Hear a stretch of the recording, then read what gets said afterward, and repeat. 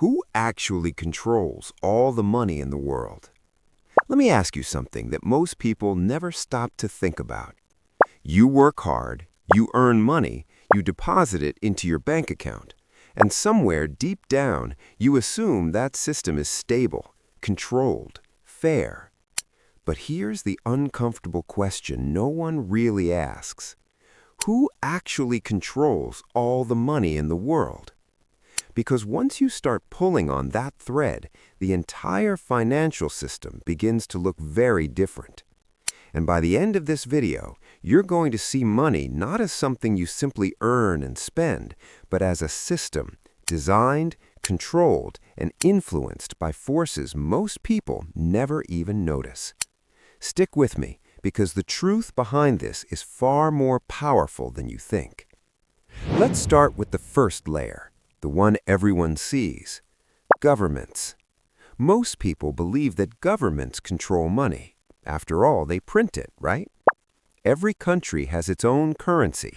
The US has the dollar, the UK has the pound, Pakistan has the rupee, and these currencies are issued under the authority of governments. But here's where it gets interesting. Governments don't directly control money the way you think they do.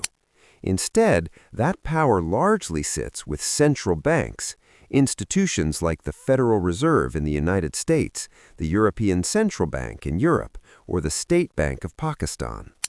These central banks are responsible for controlling interest rates, managing inflation, and regulating the supply of money. And this is where the real influence begins. Because controlling interest rates means controlling borrowing. Controlling borrowing means controlling spending. And controlling spending means influencing the entire economy. When a central bank lowers interest rates, borrowing becomes cheap. Businesses expand, people take loans, markets rise.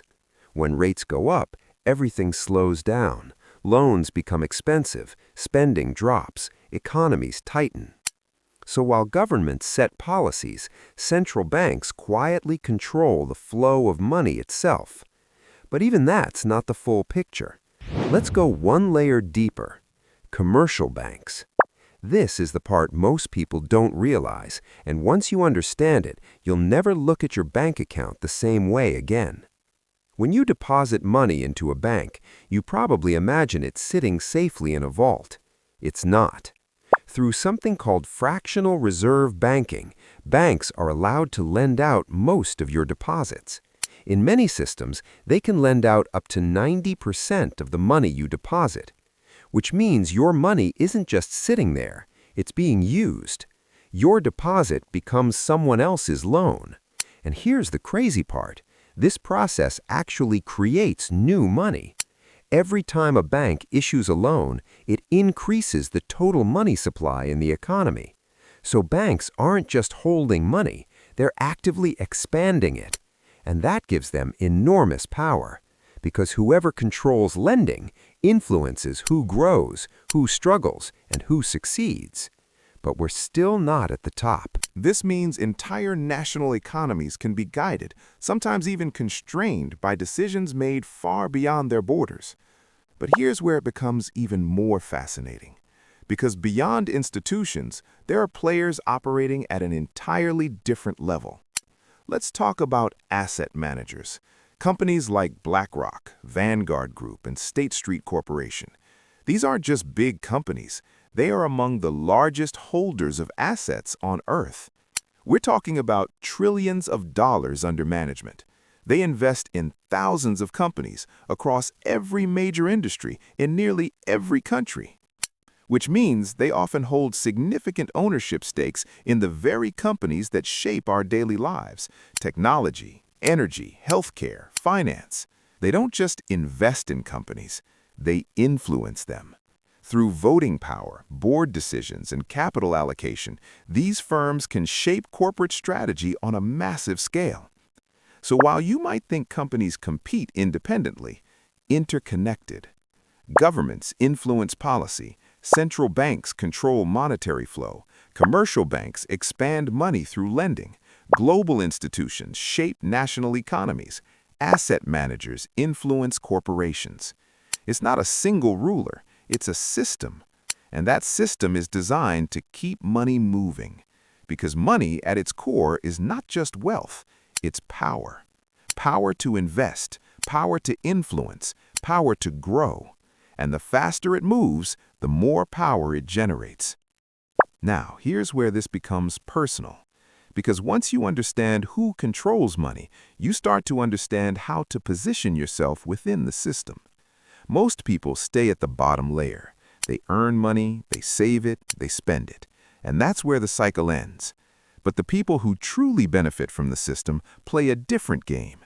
They don't just earn money, they use it, they invest it, they move it. Because the real advantage isn't in holding money, it's in controlling where it flows. Think about it.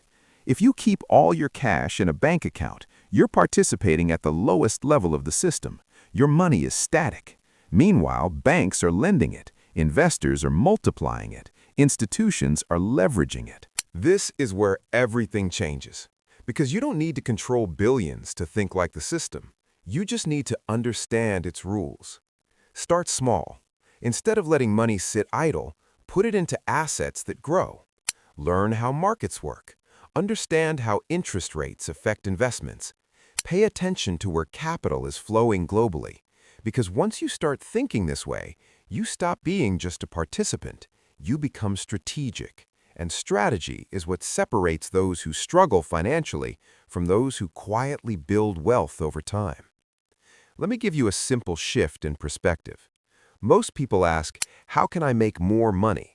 But the better question is, how can I make my money work inside the system? Because the system isn't going away. It's not broken.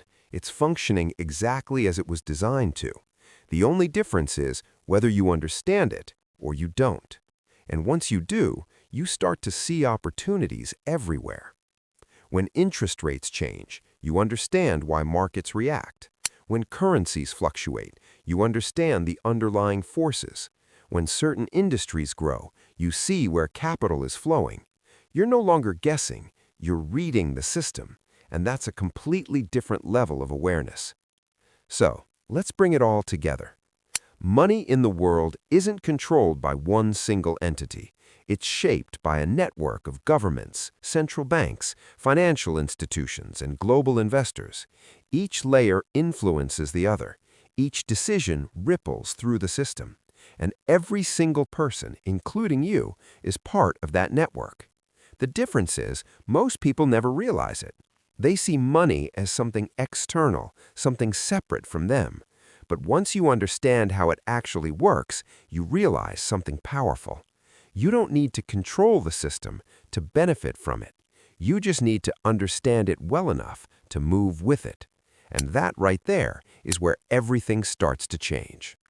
If this opened your eyes even a little, hit that like button. It genuinely helps this channel grow. And if you want a deeper breakdown of how the wealthy actually use this system to multiply their money, drop a comment below. I'll make a full video on it. I'll see you in the next one.